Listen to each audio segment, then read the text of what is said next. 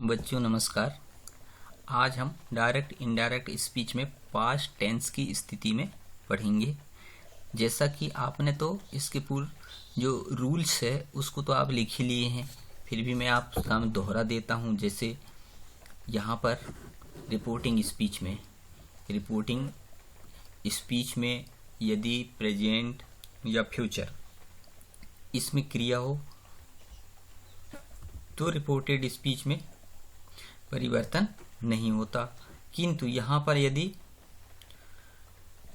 Past tense में क्रिया, past tense की स्थिति में रिपोर्टिंग वर्ड यदि पास्ट टेंस में हो तो जो यूनिवर्सल ट्रूथ होता है, सार्वभौमिक सत्य, इस सिद्धांत को छोड़कर रिपोर्टेड स्पीच के टेंस में परिवर्तन होते हैं। जैसे आपको मैंने बताया था, सिंपल प्रेजेंट का इनडायरेक्ट में सिंपल पास्ट का हो जाएगा, प्रेजेंट कंटिन्यूस का इनडायरेक्ट में पास्ट कंटिन्यूस हो जाता है, सिंपल पास्ट का पास्ट परफेक्ट में हो जाता है, पास्ट कंटिन्यूस का पास्ट परफेक्ट कंटिन्यूस में हो जाता है, प्रेजेंट परफेक्ट का पास्ट परफेक्ट कंटिन्यूस में चेंजेस हो जाता है। फिर सेल का शुड, विल का वुड, मे का माइट, कैन का कुड, नाउ का देन, टुनाइट का दैट नाइट, टुमारो का नेक्स्ट डे या नेक्स्ट डे का फॉलोइंग डे, और यस्टरडे का प्रीवियस डे या द डे बिफोर इत्यादि परिवर्तन यहाँ पर हो जाते हैं। तो आपको मैंने थोड़ा सा याद दिला दिया कि जब रिपोर्टिंग वर्ब यदि पास्ट टेंस में हो तो इनडायरेक्ट स्पीच में कुछ इस तरह के चेंजेस होते हैं। अब हम देखते हैं इन सेंटेंसों को। इनडायरेक्ट स्पीच, डायरेक्ट स्पीच और इधर इनडायरेक्ट स्पीच। वाक्य को बड़े ध्यान से देखेंगे। वीडियो बहुत छोटा है लेकिन महत्वपूर्ण है। ही सेड टू मी, उसने मुझसे कहा। अब आप यहाँ देखेंगे ही सेड टू मी, ये हमारी रिपोर्टिंग वर्ब है। रिपोर्टिंग वर्ब किस में है? पास्ट टेंस में है। से का सेकंड थर्ड सेट, और ऑब्जेक्ट भी है, दोनों चीज है यहाँ पर। अब यहाँ लिखा है I am not catching your ball, मैं आपकी बाल नहीं पकड़ रहा हूं। हमारी रिपोर्टिंग वर्ब क्या है? पास्ट में है, और यहाँ पर ऑब्जेक्ट भी है, to me, subject, reporting verb और ऑब्जेक्ट। इसका जब हम बनाएंगे इनडायरेक्ट स्पीच तो नियम में पहले लिख दिए हैं हम।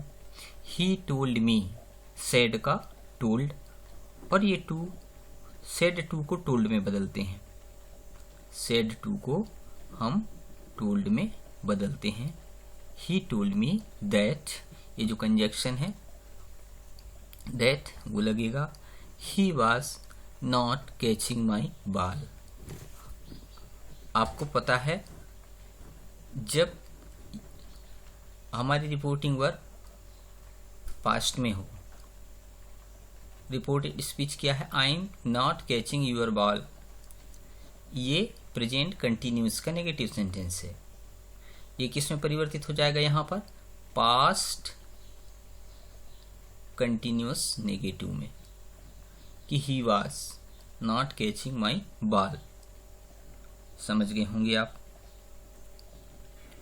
यहाँ पर जब रिपोर्टिंग वर्ब पास्ट टेंस में हो तो हमारी जो रिपोर्टेड स्पीच है वो प्रेजेंट कंटिन्यूस का यहाँ पास्ट कंटिन्यूस हो जाएगा, जो अभी आपको कुछ देर पूर्व मैंने बताया। आगे का एग्जाम्पल देखते हैं हम। Mohan said to them, Mohan ने उन्हें कहा या मोहन उनसे कहा। I did not fly kite, मैं पतंग नहीं उड़ाया था। ये वाक्य भी पास्ट टेंस का है। हमारी रिपोर्टिंग वर्ब यहाँ पास्ट टेंस में है, और जो रिपोर्टेड ये क्या है? Did not fly kite, simple past का नेगेटिव वाक्य है ये। सिंपल पास्ट है यहाँ पर, डिड नॉट।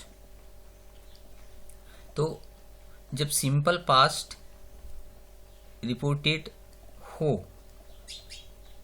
तो सिंपल पास्ट का यहाँ पर क्या हो जाएगा, इनडायरेक्ट स्पीच में आपको पहले पता है पास्ट परफेक्ट में बदल जाता है। पास्ट परफेक्ट में जो अपनी हेल्पिंग वर्ब होती है वो हैड होती है और हैड का उपयोग यहाँ हुआ है। Mohan told them that he had not fly kite. यहाँ पर ही है, ये चीज आपको पहले ही बता दिया था कि Mohan said to them, Mohan ने उन्हें कहा मैं पतंग नहीं उड़ाया था। यही बात आप जब दूसरे को बताओगे तब कहोगे कि मोहन ने बताया कि वह पतंग नहीं उड़ाया था। इसलिए यहाँ पर जो आई है इसका यहाँ पर ही हो गया है, ऑब्जेक्टिव केस है, आई का ही हो गया है। और हैड नॉट अर्थात पास्ट परफेक्ट में क्रिया बदल चुकी है। यहाँ पे समझ गए होंगे आप। अगला एग्जाम्पल देखते हैं हम। Pinky said to her, Pinky ने उससे कहा, ये पिंकी ने उसको कही। यहाँ पर हर यानी उसकी, एक लड़की के लिए या गर्ल्स के लिए यूज वर्ड है ये, कि पिंकी ने उसको कहा यू मे कम टुमेरो, आप कल आ सकती हो या आप कल आ सकती हैं। यू मे कम टुमारो, आप कल आ सकती हो या आप कल आ सकती हैं। यहाँ में संभावना, में का अर्थ संभावना व्यक्त करने के लिए सकना। अब इसका जब हम इनडायरेक्ट बनाएंगे तो ये भी पास्ट टेंस का वाक्य है, इसलिए टोल्ड तो होगा ही। Pinky told her that she might, यहाँ पर यू यानी वो किसी लड़की को ही कह रही है, इसलिए यहाँ पर हम सी ऑब्जेक्टिव केस का उपयोग करेंगे कि पिंकी ने उससे कहा आप कल आ सकती हैं। एक लड़की से बोली उसने, इसलिए यहाँ पर शी का उपयोग होगा। अब आपने पढ़ाई है, में लिखा है यहाँ, जिसका अर्थ सकना होता है, यहाँ पर इसका माइट हो जाएगा, माइट कम। फिर आपने ये भी पढ़ा है टुमारो का परिवर्तन नेक्स्ट डे में होता है, यहाँ पर नेक्स्ट डे का यूज है। पिंकी ने उसे बताया कि वह अगले दिन आ सकती है।